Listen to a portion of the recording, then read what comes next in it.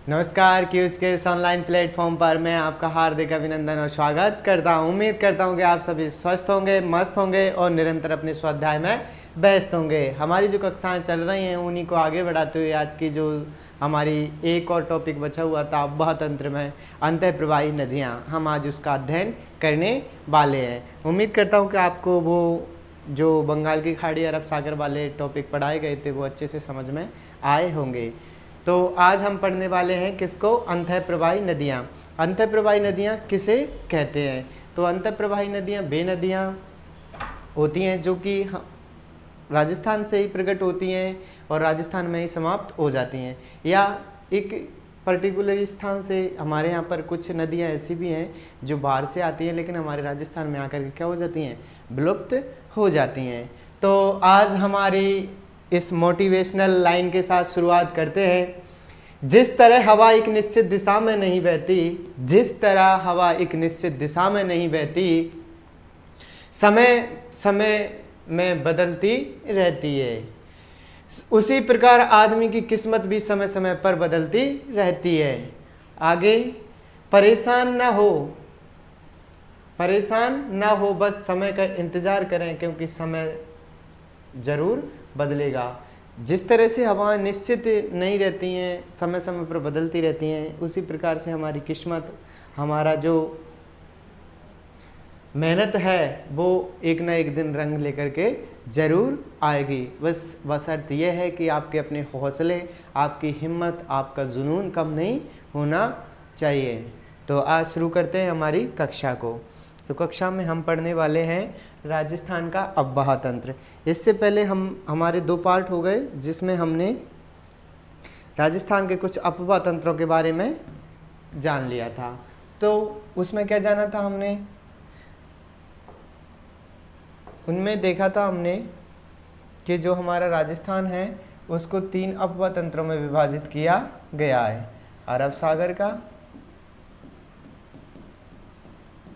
दूसरा किया गया था अंतःप्रवाही नदियाँ, और तीसरा किया गया था बंगाल की खाड़ी का। किसका? बंगाल की खाड़ी। अभी तक हमने बंगाल की खाड़ी को पढ़ लिया, अरब सागर को पढ़ लिया। आज हमारा है अंतःप्रवाही नदियाँ। आज हम अंतःप्रवाही नदियों के बारे में जानेंगे। तो शुरू करते हैं हम अंतःप्रवाही नदियों के बारे में। अंतःप्रवाही नदियों में हम कौन कौन सी नदियों को विशेष रूप से पढ़ने वाले हैं और इनकी सहायक नदियों के बारे में भी हम जानेंगे। तो सबसे पहली नदी है घग्गर, दूसरी कांतली, तीसरी शाभी, चौथी बाणगंगा, पांचवी रूपारेल, छठी कांकनी या मसूरदी। तो आज हम इन नदियों के बारे में विस्तृत अध्ययन करने वाले हैं। तो सबसे पहले शुरुआत करते हैं हम घग्गर की। अब घग्गर की बात की जाती है तो राजस्थान की एकमात्र ऐसी नदी है घग्गर। राजस्थान की एकमात्र ऐसी नदी है घग्गर जो कहाँ से आती है? कालका हिल्स या शिवालिक पहाड़ी से, यानी हिमालय से आने वाली एकमात्र नदी है हमारी राजस्थान की। वो कौन सी है? घग्गर। घग्गर आती कहाँ से है? घग्गर का अगर उद्गम स्थल पूछा जाता है तो घग्गर का उद्गम स्थल है हमारा कालका हिल्स। कौन सा? कालका हिल्स। कालका हिल्स कहाँ पर है? हिमाचल प्रदेश में। कहाँ पर? हिमाचल प्रदेश में। और ये शिवालिक की पहाड़ियों से होती हुई हमारे राजस्थान के अंदर आती है। अब हमारे राजस्थान में प्रवेश करती है ये कहाँ से? टिब्बी तहसील हनुमानगढ़ से। यह हमारा हनुमानगढ़, ये श्री गंगानगर। तो ये कहाँ से प्रवेश करेगी? टिब्बी तहसील हनुमानगढ़ से। जैसे ही टिब्बी तहसील हनुमानगढ़ से प्रवेश करती है, इसके आगे एक झील बनी हुई है जिसे हम तलवाड़ा झील के नाम से जानते हैं। तो तलवाड़ा झील कहाँ स्थित है? हनुमानगढ़ में। कहाँ पर? हनुमानगढ़ में। एक और याद रखना, इस तलवाड़ा से 2 फैक्ट बनते हैं। एक तो तलवाड़ा झील है और एक तलवाड़ा एक तो कहाँ पर है? हनुमानगढ़ में। एक तलवाड़ा है बांसवाड़ा में। किस में? बांसवाड़ा में। यहाँ पर तलवाड़ा झील है और ये किसके लिए प्रसिद्ध है? ये मैंगनीज के लिए प्रसिद्ध है। जो तलवाड़ा बांसवाड़ा वाला है वो मैंगनीज के लिए प्रसिद्ध है। याद रखना, तलवाड़ा ऊपर, तलवाड़ा नीचे। ऊपर वाले में झील और नीचे वाले में मैंगनीज। अब इसके थोड़ा सा आगे ही चलते हैं तो हनुमानगढ़ में हमारी सभ्यताएं देखने को मिलती हैं, कालीबंगा और पीलीबंगा। कालीबंगा और पीलीबंगा किस नदी के किनारे पर स्थित हैं? घग्गर नदी के किनारे पर स्थित हैं। कालीबंगा और पीलीबंगा की भी स्थिति पूछी जाती है तो कहाँ पर है? हनुमानगढ़ के अंदर स्थित हैं। आपने इनको अच्छे से पढ़ लिया होगा, कालीबंगा और पीलीबंगा को। 7 अग्नि वेदिकाओं के साक्ष्य यहाँ से मिले हुए हैं और भी बहुत सी जानकारियाँ हैं इसके बारे में। ये जैसे ही अब कालीबंगा पीलीबंगा हमारी सभ्यताओं से होते हुए थोड़ा सा हनुमानगढ़ में निकलते हुए, कभी जब इसमें पानी का बहाव तेज़ हो जाता है तो ये फोर्ट अब्बास पार्क तक चली जाती है और यहाँ पर जाकर क्या हो जाता है? इसका विलय हो जाती है। कभी इसमें पानी की जो आवक होती है, जो पानी आता है, वो अगर ज़्यादा मात्रा में आ जाता है तो ये हनुमानगढ़ श्री गंगानगर से होते हुए फोर्ट अब्बास पाकिस्तान तक चली जाती है। कौन सी? घग्गर नदी। घग्गर नदी को प्राचीन समय में सरस्वती के नाम से भी जाना जाता था। इसको किस नाम से जाना जाता था? सरस्वती को। अब सरस्वती के बारे में हमने एक फैक्ट पढ़ा था, पीएम। क्या पढ़ा था? पीएम। यानी जो पोखरण है, पोखरण से लेकर के मोहनगढ़, इसके बीच में जो हमें जलपट्टी देखने को मिलती है, जलपट्टी देखने को मिलती है जिसकी लंबाई है 60 किलोमीटर। क्या है? 60 किलोमीटर लंबाई है, पोखरण से मोहनगढ़ के बीच में मिलती है। तो माना जाता है कि ये पहले इसका रास्ता यहाँ से था, पहले इसका रास्ता यहाँ से था, इस वजह से यहाँ पर ये जलपट्टी पाई जाती है। यानी प्राचीन सरस्वती का अवशेष माना जाता है, सरस्वती नदी का अवशेष। और सरस्वती किसका नाम है? किसका नाम है? हमारी घग्गर का। प्राचीन समय में घग्गर को प्राचीन समय में क्या कहा जाता था? सरस्वती के नाम से जाना जाता था। तो पोखरण से लेकर मोहनगढ़ के बीच में जो 60 किलोमीटर की पट्टी है, और ये है कहाँ पर? जैसलमेर के अंदर। कहाँ पर है? जैसलमेर में। तो इसे हम किस नाम से जानते हैं? इसे लाठी सीरीज के नाम से जानते हैं। इसको क्या कहते हैं हम? जलपट्टी को लाठी सीरीज। कभी नॉर्मली क्वेश्चन भी पूछ लेता है लाठी सीरीज क्या है, तो भूगर्भीय जलपट्टी। क्या है? भूगर्भीय जलपट्टी। यहाँ पर एक घास पाई जाती है, घास का नाम है सेवण। क्या नाम है? सेवण, जो कि घोड़ावन की प्रजनन स्थली है। क्या है? घोड़ावन की प्रजनन स्थली, प्रजनन स्थली। तो याद रखना है, ये हमारी जो जलपट्टी है भूगर्भीय जलपट्टी है, जिसे लाठी सीरीज के नाम से जाना जाता है। मोहनगढ़ से पोखरण के बीच में है, 60 किलोमीटर की है, सेवण घास पाई जाती है, घोड़ावन की प्रजनन स्थली के रूप में प्रसिद्ध है। एक इसका ही अवशेष माना जाता है घग्गर नदी का, यानी प्राचीन समय में जो सरस्वती कहा जाता था उसका ही अवशेष माना जाता है। यहाँ तक क्लियर है? घग्गर आते कहाँ से? खालका हिल्स हिमाचल प्रदेश से, यानी शिवालिक की पहाड़ियों से। राजस्थान में प्रवेश टिब्बी तहसील हनुमानगढ़ से करती है। इस पर तलवाड़ा झील बनी हुई है। तलवाड़ा झील हनुमानगढ़ में है और तलवाड़ा एक बांसवाड़ा में। ये मैग्नीज के लिए प्रसिद्ध है। इसके अंदर क्या है? इसके अंदर झील है। इस पर हमारी 2 सभ्यताएं कालीबंगा और पीलीबंगा देखने को मिलती है। क्वेश्चन पूछ लिया जाता है कालीबंगा सभ्यता किस नदी के किनारे पर स्थित है? तो घग्गर नदी के। पीलीबंगा किस नदी के किनारे पर स्थित है? तो किस नदी के किनारे पर स्थित है? तो वो है हमारी घग्गर नदी के किनारे पर स्थित है। जब इसमें पानी की अधिकता हो जाती है तो ये फोर्ट अब्बास पाकिस्तान तक ये नदी जाती है। आगे इसको प्राचीन समय में क्या कहा जाता था? प्राचीन समय में क्या कहा जाता था? सरस्वती नदी। किस नाम से जाना जाता था? सरस्वती नदी के नाम से। इसे मृत नदी भी कहा जाता है, डेड रिवर भी कहा जाता है, नट नदी भी कहा जाता है, दृष्टदधी नदी कहा जाता है, सोता नदी कहा जाता है। ये घग्गर नदी के ही अन्य उपनाम हैं, जिन्हें किन किन नामों से घग्गर को जाना जाता है? सोता नदी, दृष्टदधी नदी, नट नदी, मृत नदी और कौन सी? सरस्वती। सरस्वती प्राचीन समय में कहा जाता था। ये तो हो गए इसके उपनाम। आगे और कौन से फैक्ट हैं इसके 2 अपवाह क्षेत्र बनते हैं। 2 अपवाह क्षेत्र बनते हैं। एक तो बनता है नाली या पाट, नाली या पाट, और दूसरा बनता है हकरा। कौन सा? हकरा। तो नाली या पाट तो बनता है हनुमानगढ़ के अंदर। कौन से में बनता है? ये हमारा राजस्थान, और जो हनुमानगढ़ का क्षेत्र है वो उसमें क्या बनता है? नाली या पाट।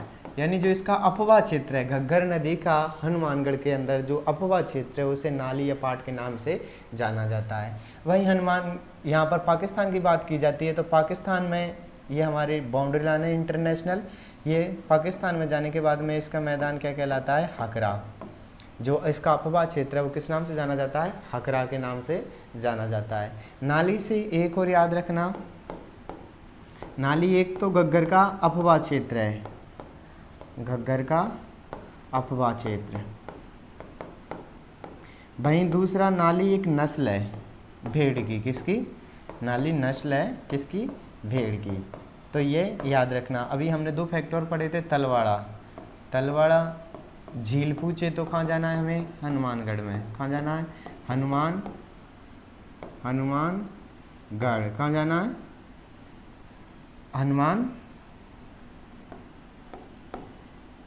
हनुमानगढ़। और वहीं पूछता है तलवाड़ा जो कि बांसवाड़ा में है, कहाँ पर है, बांसवाड़ा में। और इसमें क्या मिलता है, मैंगनीज। क्या मिलता है, मैंगनीज। तो याद रखना तलवाड़ा भी 2 गए हमारे, तलवाड़ा झील हनुमानगढ़ में, तलवाड़ा जो मैंगनीज के लिए प्रसिद्ध है बांसवाड़ा में, नाली जिसे घग्गर नदी का अपवा क्षेत्र है हनुमानगढ़ में नाली के नाम से जाना जाता है। नाली एक भेड़ की नस्ल भी है। आगे, एकमात्र नदी जो हिमालय से आती है, राजस्थान की एकमात्र नदी है जो हिमालय से आती है। अभी पढ़ा था हमने शिवालिक की पहाड़ियों से। कहाँ से आती है, शिवालिक की पहाड़ियों से। शिवालिक किसका हिस्सा है, हिमालय का। घग्गर नदी देश व राजस्थान की सबसे लंबी आंतरिक प्रवाह की नदी है। ओवरऑल अगर पूरी इंडिया के हिसाब से देखा जाता है तो वो हमारे देश की और क्या, राजस्थान की सबसे लंबी नदी है। कैसे, जैसे पूरे देखा जाता है, ये हिमाचल से लेकर के ये हमारे कहाँ तक पहुँच जाती है, ये पहुँचती है पाकिस्तान में फोर्ट अब्बास तक। तो इस हिसाब से देश की और राज्य की सबसे लंबी नदी है। ठीक है, आगे चलते हैं। तो ये तो थी हमारी घग्गर नदी। वापस समझना चाहो तो इसका उद्गम काल का शिवालिक हिमाचल प्रदेश से होता है। टिब्बी तहसील हनुमानगढ़ में प्रवेश करती है। इस पर तलवाड़ा झील बनी हुई है। इसके किनारे 2 सभ्यताएं विकसित हुई हैं, कालीबंगा, पीलीबंगा। ये हनुमानगढ़ श्रीगंगानगर से होती हुई पाकिस्तान में फोर्ट अब्बास तक पहुंच जाती है। पाकिस्तान में इसका क्षेत्र हकरा के नाम से जाना जाता है। किस नाम से जाना जाता है, हकरा के नाम से। जबकि हनुमानगढ़ में यही क्षेत्र किस नाम से जाना जाता है, नाली या पाट के नाम से जाना जाता है। नाली या पाट के नाम से जाना जाता है।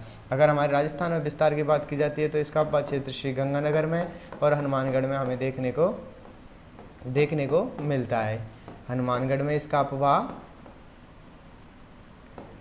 अपवा क्षेत्र है। कहाँ पर, श्रीगंगानगर और हनुमानगढ़ के अंदर इसका अपवा क्षेत्र है। ये प्राचीन समय में सरस्वती के नाम से जानी जाती थी। तो इसकी हमारे जलपट्टी देखने को मिलती है। कहाँ से, पोखरण से मोहनगढ़ के बीच में। कितनी है, 60 किलोमीटर लंबी है। सेवन घास पाई जाती है। घोड़ावन के प्रजनन के लिए, स्थली के लिए प्रसिद्ध है।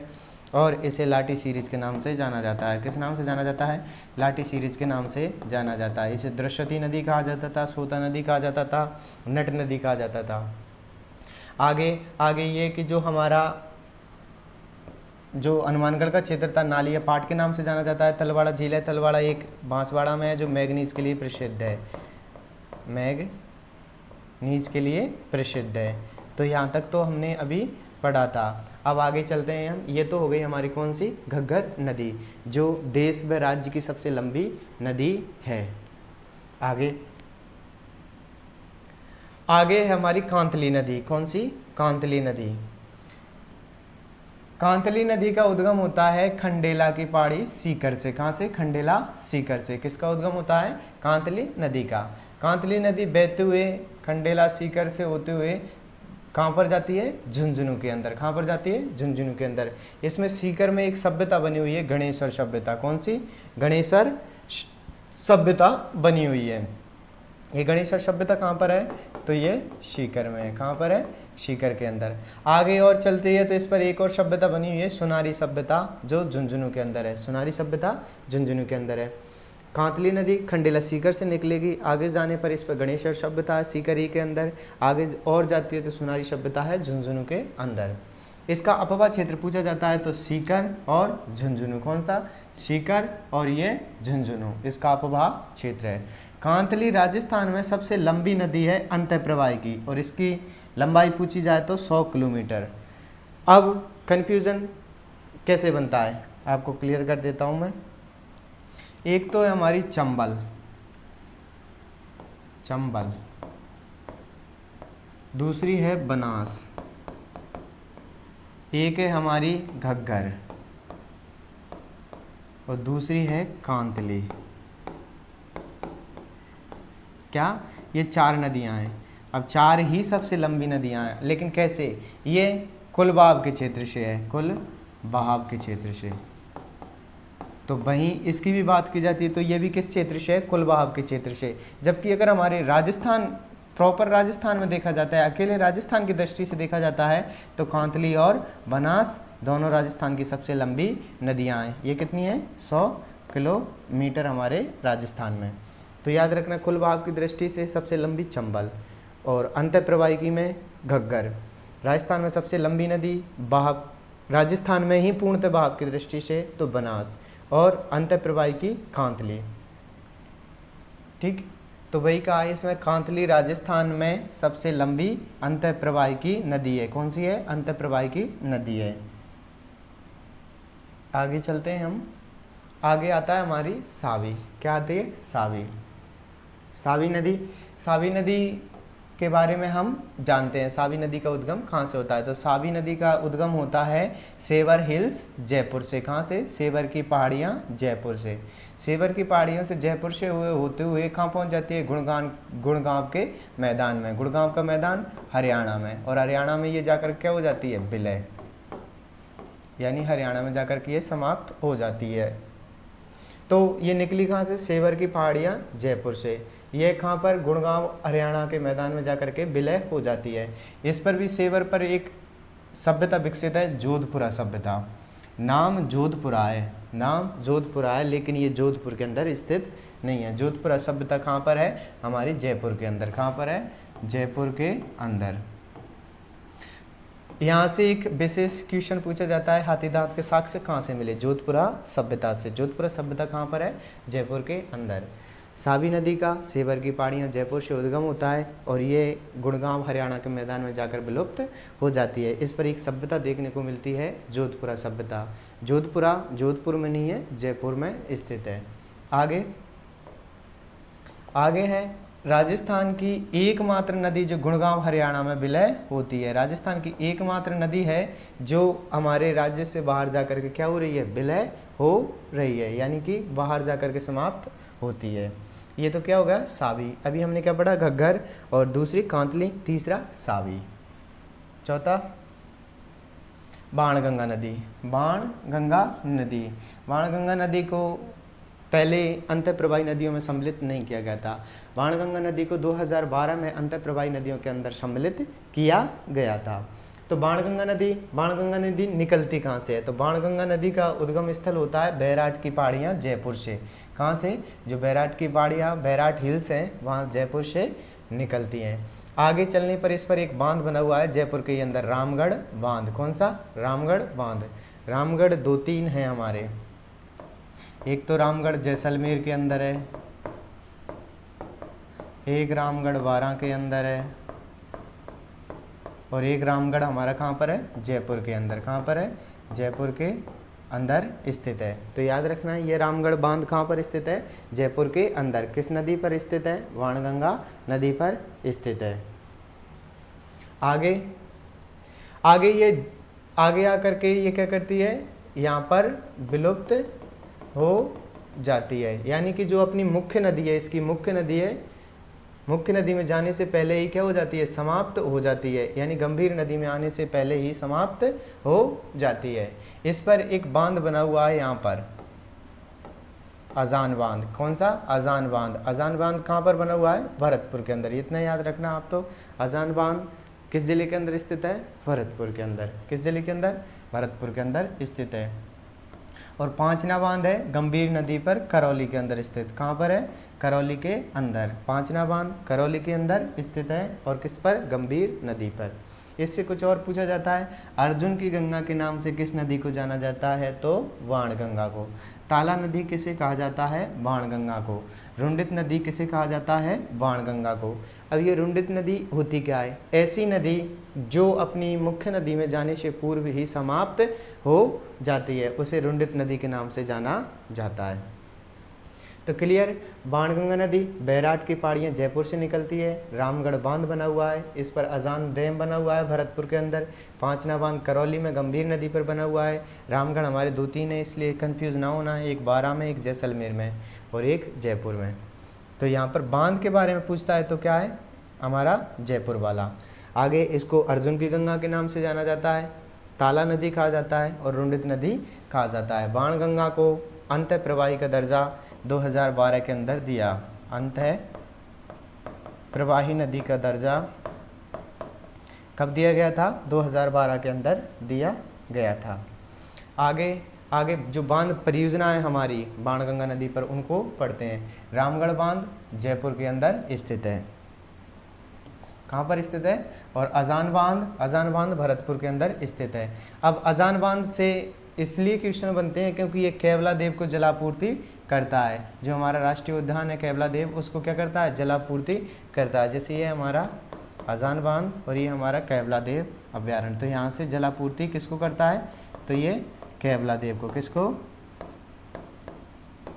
एक और क्वेश्चन बन गया, केवला देव कहाँ पर स्थित है, तो कहाँ पर स्थित है, हमारा भरतपुर के अंदर। ठीक है, तो केवला देव को क्या करता है, ये जलापूर्ति करता है। आगे पानी की कमी होने पर पांचना बांध से जलापूर्ति की जाती है। जब इस अजान बांध के अंदर पानी की कमी हो जाती है तो कहाँ से लेकर आते हैं, तो लेकर आते हैं हमारे पांचना बांध से। पांचना बांध कहाँ है, करौली के अंदर है। पांचना बांध से जल लेके आए जब इसके अंदर पानी की कमी होगी, किसमें, अजान बांध में। अजान बांध कहाँ है, भरतपुर के अंदर स्थित है।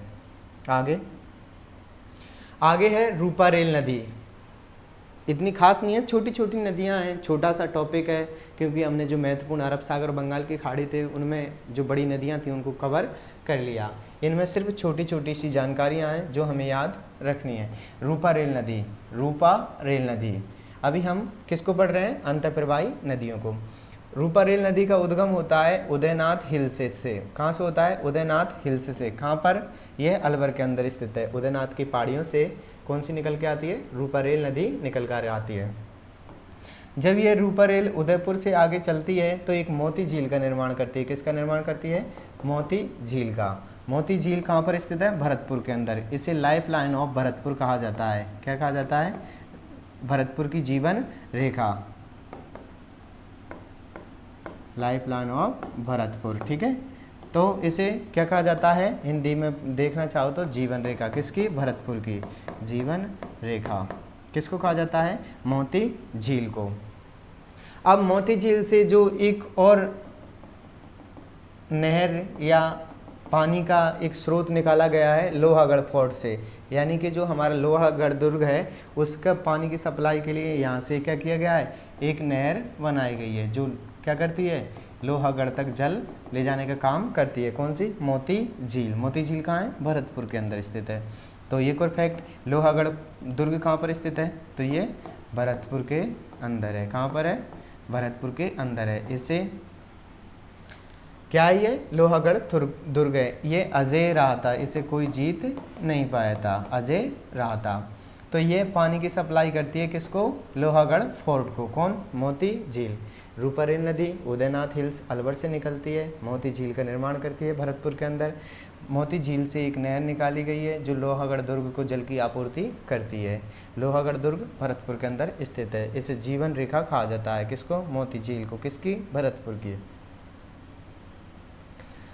आगे है कांकनी नदी। कांकनी या कांकने नदी, कौन सी, कांकनी या कांकने नदी। सिर्फ इतना याद रखना है, कोठारी जैसलमेर से निकलती है। इसे मसूरदी के नाम से भी जाना जाता है। ये बुद्ध झील का निर्माण करती है जैसलमेर के अंदर। तो याद रखना, बुद्ध झील कहाँ पर है, जैसलमेर के अंदर। कांकनी नदी का उद्गम स्थल कोठारी नदी जैसलमेर से होता है और बुद्ध झील का निर्माण करती है जैसलमेर के अंदर। यहाँ पर आकर के ये विलुप्त हो जाती है। कौन सी, कांकनी या कांकने नदी।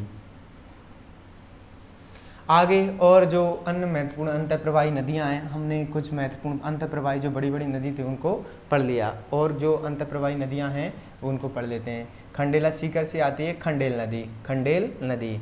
नागौर से आती है हमारी खारी नदी। अजमेर से आती है रूपनगढ़ नदी, अजमेर से रूपनगढ़ नदी। और मेंथा या मेंढा जो मनोहर पहाड़ी जयपुर से आती है। ये जो चारों नदियां हैं आकर के किसका निर्माण करती हैं? सांवर झील का निर्माण करती हैं। किसका निर्माण करती हैं? सांवर झील का निर्माण करती हैं। अब सांवर झील हमारे देश का 8.7% नमक उत्पादन करता है। यहाँ पर जो फैक्ट्री काम करती है वो कौन कौन सी है? हिंदुस्तान केमिकल लिमिटेड, HCL का मुख्यालय है। कहाँ पर? सांवर के अंदर। तो याद रखना, खंडेला सीकर से आती है हमारी खंडेल नदी, नागौर से आती है खारी नदी, अजमेर से आती है रूपनगढ़ नदी, और मेंथा या मेंढा जो मनोहर पहाड़ी जयपुर से आती है, और ये अपने साथ सर्वाधिक लवणता लाती है। अगर पूछा जाता है सांवर नदी में सर्वाधिक लवणता लाने का कार्य, तो मेंथा नदी का, ठीक है। और अगर पूछा जाता है सांवर नदी में कौन कौन सी नदियाँ सम्मिलित होती हैं, तो याद रखना खंडेल, खारी, रूपनगढ़ और मेंथा, ये 4 नदियाँ आती हैं हमारे किसके अंदर? सांवर के अंदर। इसकी प्रशासनिक दृष्टि से देखा जाता है तो इसका कार्य किसके ऊपर है? जयपुर के अंदर। वैसे ये 2 जिलों में विभक्त है, ठीक है। याद रखना किसको? हमारी सांवर झील को 8.7 नमक उत्पादन करती है। आगे अफवाह तंत्र, जो हमने अफवाह तंत्र पढ़ा था, हम उसको और एक बार और सरसरी नज़र से देख लेते हैं। तो अफवाह तंत्र में हमने 3 प्रकार का अफवाह तंत्र देखने को मिला था। अब अंतःप्रवाही में 60% हमारे यहाँ पर कौन सा तंत्र पाया जाता है? अंतःप्रवाही। और फिर हमने बात की थी अरब सागर की, अरब सागर का 17%, और बचा बंगाल की खाड़ी का 23%। तो ये हमारे यहाँ पर अफवाह तंत्र देखने को मिलता है। अगर आपसे पूछ लेता है कि सबसे बड़ा अफवाह तंत्र अंतःप्रवाही का, सेकंड बंगाल की खाड़ी का, थर्ड अरब सागर का। अरब सागर की ओर जाने वाली प्रमुख नदियाँ, लूनी के बारे में पढ़ लिया, इसकी सहायक नदियों को पढ़ लिया। साबरमती के बारे में पढ़ लिया, इसकी सहायक नदियों को पढ़ लिया। माही को पढ़ लिया, माही की सहायक नदियों को पढ़ लिया। पश्चिमी बनास को पढ़ लिया और इसकी सहायक नदियों को पढ़ लिया।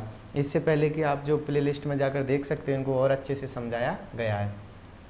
अंतःप्रवाही में हमने घग्गर को जाना, कांतली को, सावी को, कांकनी को, बाणगंगा को और रूपारेल नदी को जाना। और बंगाल की खाड़ी में चंबल को, बनास को, बेड़च को और गंभीर को जान लिया। ये तो थे हमारा अफवाह तंत्र। आज हमारा अफवाह तंत्र संपूर्ण होता है।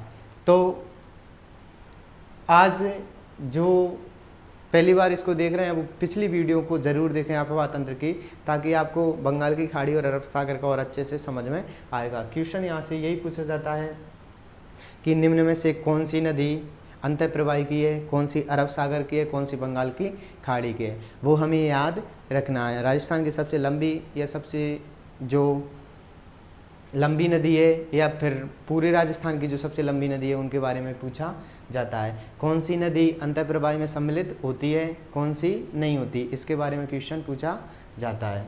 तो ये तो था हमारा अफवाह तंत्र।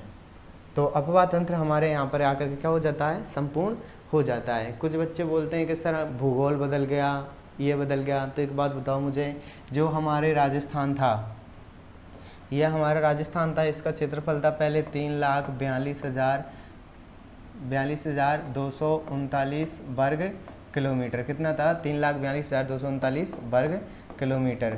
क्या अब ये बढ़ा करके कहीं 4-5 लाख कर दिया? कितना कर दिया? तो भूगोल बदला कैसे? चलो ठीक है, आगे ये था कि जो हमारी नदियां हैं वो पहले भी एमपी से आ रही थी। जो नदियां एमपी से आ रही थी वो अब भी नदियां कहाँ से आ रही हैं? एमपी से आ रही हैं। इनमें कुछ परिवर्तन हुआ? नहीं।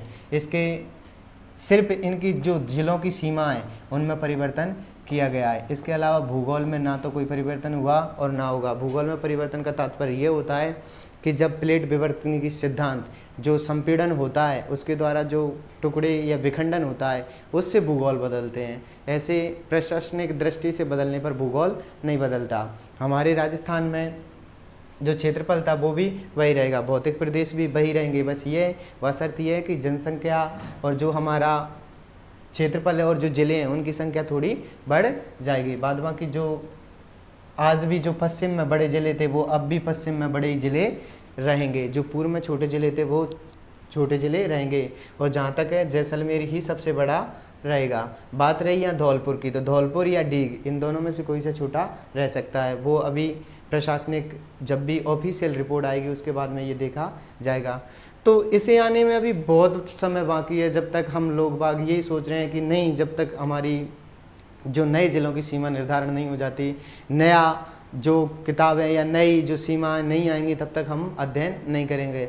तो इससे ये आप अपना स्वयं का नुकसान कर रहे हो, इसमें और किसी का कोई नुकसान नहीं है। क्योंकि ये सीमाओं का निर्धारण इतनी जल्दी नहीं बन जाते ज़िले, कोई भी ज़िले बनाने के लिए इसके लिए बहुत लंबी प्रोसेस होती है। 2008 में प्रतापगढ़ ऐसे ही थोड़ी बन गया था, उसको बनाने के लिए जो परमेश चंद्र कमेटी का गठन किया गया था, तो क्या उसे ऐसे ही डायरेक्टली बना दिया?